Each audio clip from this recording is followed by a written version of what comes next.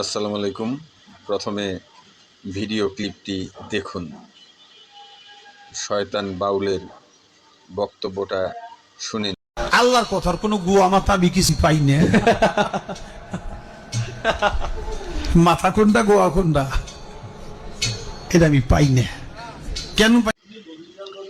বাউল গান আমাদের দেশের সংস্কৃতির সাথে জড়িত, কিন্তু সেটা যতক্ষণ গান থাকে ততক্ষণই আমরা বাঙালিরা শুনে অভ্যস্ত।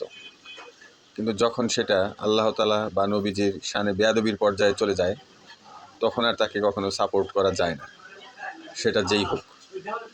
আমি একটি পোস্ট দিয়েছিলাম এই ভণ্ড বাউলদের পক্ষে, তার জন্য দুঃখিত।